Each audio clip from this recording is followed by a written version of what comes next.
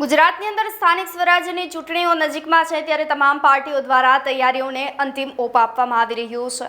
સાથે જ મહાનગરપાલિકા, નગરપાલિકા, તાલુકા પંચાયત, ગ્રામ્ય પંચાયત સહિત તમામ જગ્યા પર હવે જે છે તે ચૂંટણીનું આયોજન થવા જઈ રહ્યું છે ત્યારે વડોદરા ભાજપ ખાતે પણ તૈયારીઓ શરૂ કરી દેવામાં આવી છે। શું છે સમાચારો વિગતવાર ચર્ચા કરીએ। નમસ્કાર, આપ જોઈ રહ્યા છો ન્યૂ ભારત ન્યૂઝ અને હું છું આપની સાથે વલ્લરી વ્યાસ। વડોદરા ભાજપે ચૂંટણીઓની તૈયારીઓ શરૂ કરી દીધી છે। આગામી કોર્પોરેશન, નગરપાલિકા, મહાનગરપાલિકા, તાલુકા, જિલ્લા પંચાયતની ચૂંટણીઓ જ્યારે નજીકમાં છે ત્યારે વડોદરામાં મધ્ય ઝોન ખાતે એક સંમેલનનું આયોજન કરવામાં આવ્યું હતું। આ સંમેલનમાં પ્રદેશ પ્રમુખ જગદીશ વિશ્વકર્માની અધ્યક્ષતા જોવા મળી હતી।